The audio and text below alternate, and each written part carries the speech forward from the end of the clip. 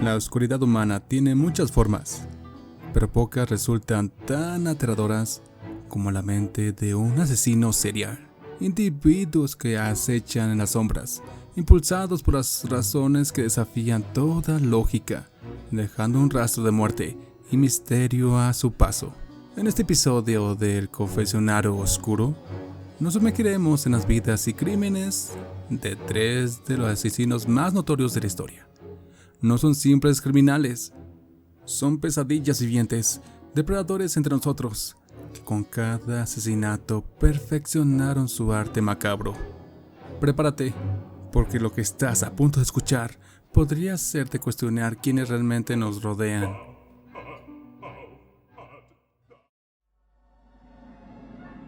Charles Manson. Nacido el 12 de noviembre en Cincinnati, Ohio, en 1934, hijo de Caitlin Maddox, una prostituta de 16 años que en un principio no tenía idea de cómo llamar a su hijo, por lo cual al momento de su registro de nacimiento aparecería como desconocido Maddox. Tiempo después, su madre lo llamaría Charles a causa de su padrastro. Su infancia estuvo falta de amor y cuidados adecuados. Su madre, al estar presa un tiempo debido a un robo, dejó a Charles al cuidado de sus familiares, donde sufría de humillaciones por parte de su tío, incluso obligándolo a vestir de mujer a su primer día de clases bajo la idea de que éste aprendiera a comportarse como un hombre. A la edad de 12 años, fue enviado por su madre a un internado por sentir que era obstáculo en su libertad. Charles duró 10 meses dentro antes de poder huir a casa, donde su madre le negó la entrada, causando que viviera en la calle y su vida de criminal menor comenzara, donde entraba y salía de la cárcel todo el tiempo. Fue en una de estas instancias que comenzó su formación esotérica, leyendo sobre el budismo y el orientalismo. Empleó conceptos de karma, reencarnación, apocalipsis y más tarde declaró que su religión era la dianética, pseudo psicoterapia que busca mejorar la salud mental basada en la experiencia personal, la filosofía oriental y el trabajo de Sigmund Freud.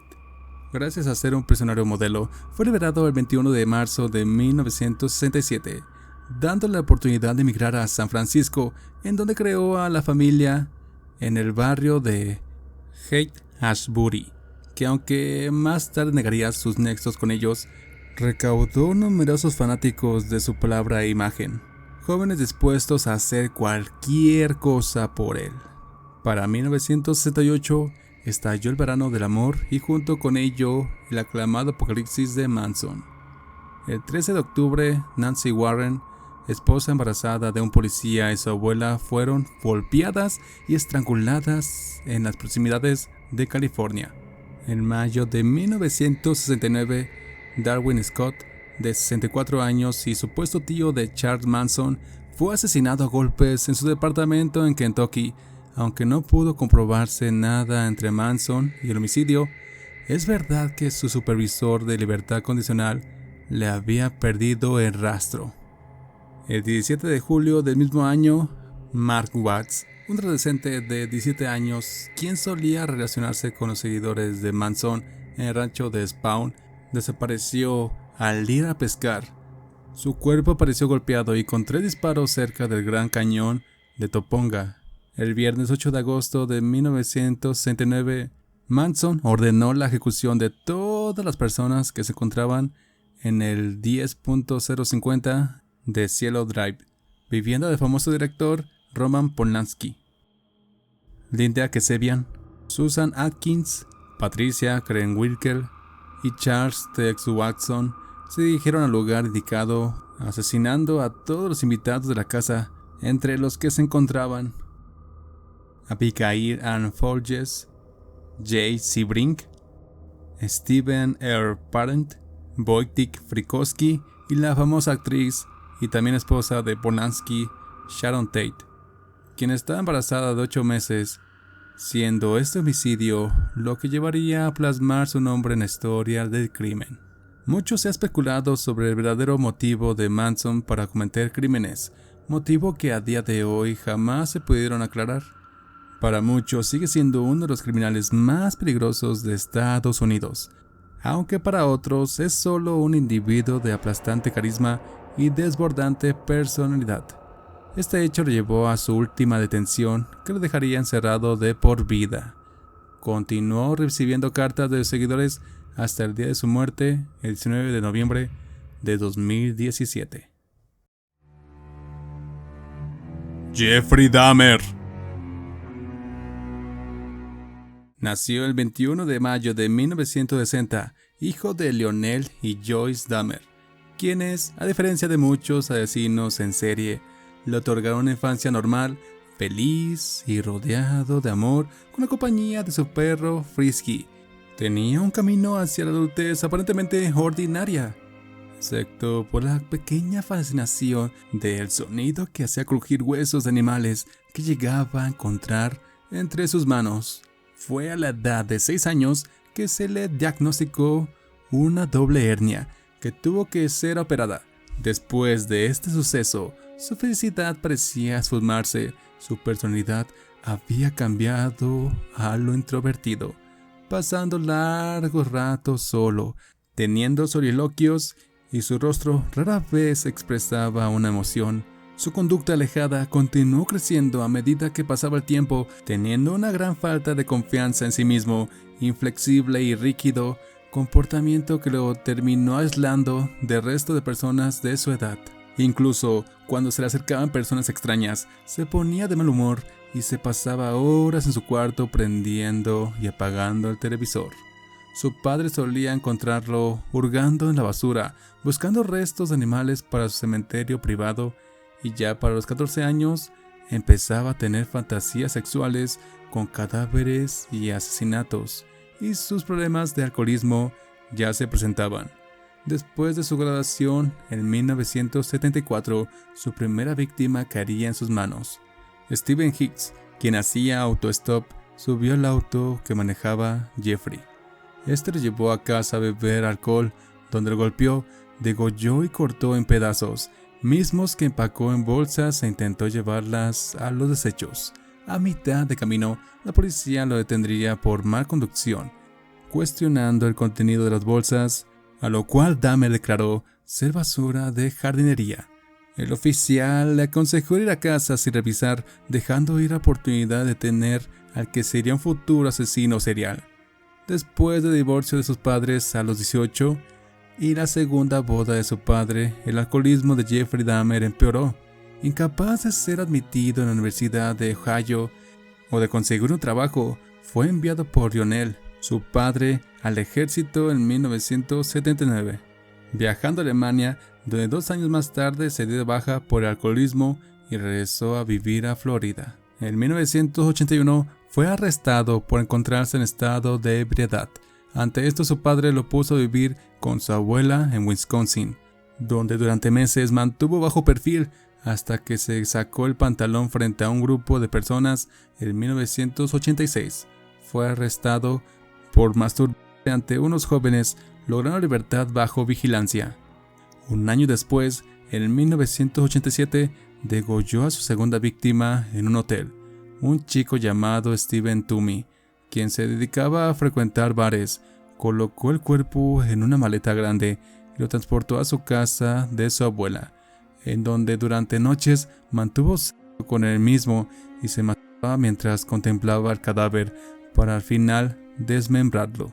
2 meses después, un chico de 14 años llamado Jamie Dockstader, ubicado por Dahmer por los bares a los que ambos iban, se convertiría en su tercer víctima, creando el modus operandi. Se sabe que Jeffrey usaba su departamento como señuelo. Llevaba a los chicos que conocía, ofreciéndoles dinero para posar en fotografías o simplemente para tomar un par de cervezas. Una vez dentro, los drogaba, estrangulaba y en ocasiones practicándoles lobotomías para tenerlos bajo su dominio. Mantenía intimidad con ellos y posteriormente los desmembraba y en ocasiones guardaba partes del cuerpo como trofeo o practicaba canibalismo con ello.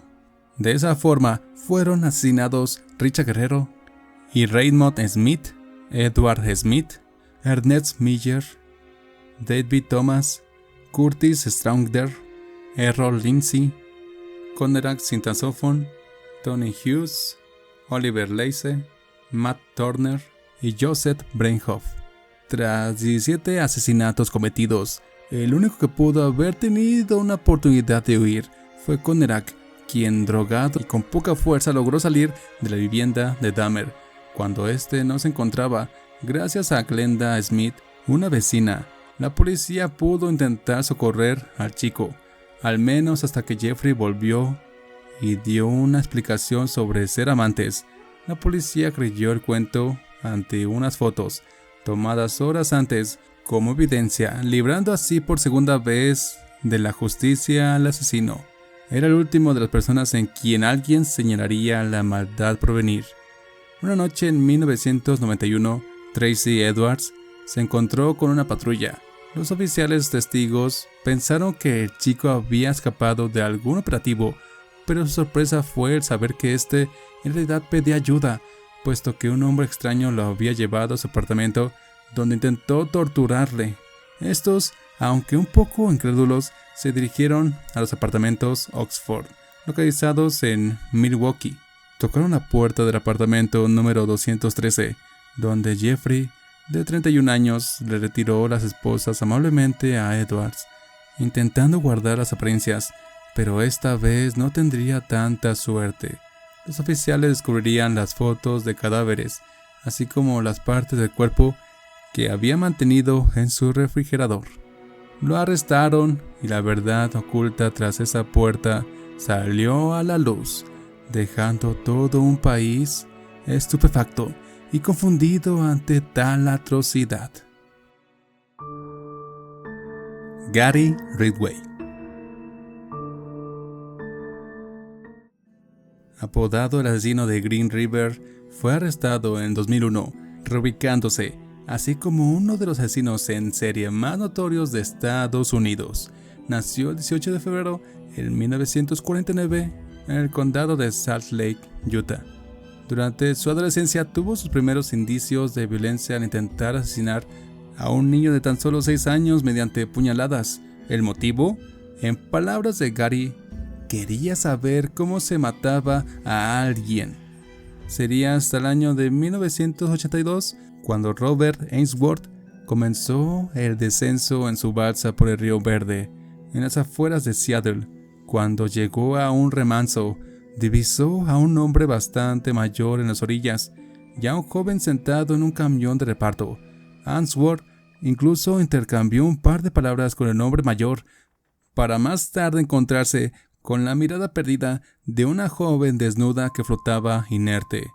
Mientras el shock carcomía al testigo, el río atrajo a otro cuerpo, lo que hizo saltar del agua en completo estado de horror, buscando ayuda policíaca.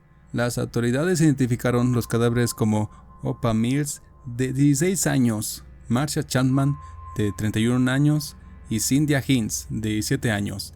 Habían sido estranguladas y violadas repetidamente. Lamentablemente, estos no serían los únicos cuerpos que el río brindaría a luz. Ahora se sabe que el año de 1982 fue el año donde Gary Ridgway inició realmente su carrera como asesino, quitándole la vida a mujeres mayormente trabajadoras sexuales o en estado de vulnerabilidad. Para 1989 habían sido asesinadas al menos 49 mujeres con el mismo sistema de operación para posteriormente ser arrojadas al río. Este número es solo un estimado, pues incluso el propio Gary nunca fue capaz de recordar cada uno de estos actos, confirmando que hubo muchos más sin identificar a la fecha, describiéndolas como emociones vicarias, sin personalizarlas de ningún modo. Hubo múltiples arrestos de sospechosos, pero en 2001, casi 20 años después del primer asesinato, llegaron a Ridgway por medio de un examen de muestras de ADN encontradas en los cuerpos, comparándolas con las del asesino, quien las había dado en 1987, pero en ese entonces no se tenía certeza ni de los instrumentos necesarios para un buen análisis. Las pruebas fueron compatibles, obteniendo así al homicida responsable. El 30 de noviembre, Gary Ridgway fue interceptado cuando regresaba a casa de trabajo con 4 cargos de homicidio agravante. El hombre, que por 20 años estuvo escapando de la justicia por fin, había salido a la luz. El 5 de noviembre de 2003, logró evadir la pena capital, cooperando para encontrar la mayoría de restos de sus víctimas con la policía, obteniendo así una sentencia en 2004 de 48 cadenas perpetuas, sin posibilidad de obtener la libertad condicional. Al final, Charles Manson, Jeffrey Dahmer y Gary Ridgway no fueron solo asesinos, fueron la personificación de los rincones más oscuros del alma humana. Pero más allá de los nombres de estos monstruos, es importante recordar a sus víctimas, personas que tenían sueños, familias y vidas por delante, que fueron arrancadas brutalmente de este mundo. Hablar de ellos no es solo para causar terror, sino para recordar que estas cosas pasaron y pueden volver a pasar si ignoramos las señales, si dejamos de ver la humanidad de los demás y dejamos crecer el odio, la indiferencia y la violencia. Por eso, nunca olvidemos las historias de las víctimas y mantengamos presente que el mal puede nacer en cualquier parte, incluso en los lugares y personas menos pensados. Si quieres seguir explorando los secretos más oscuros del mundo y las mentes más perturbadoras, suscríbete al Confesionario Oscuro. Nos vemos en otro capítulo. Y recuerda, nada atrae más la atención que mirar lo prohibido desde un lugar seguro.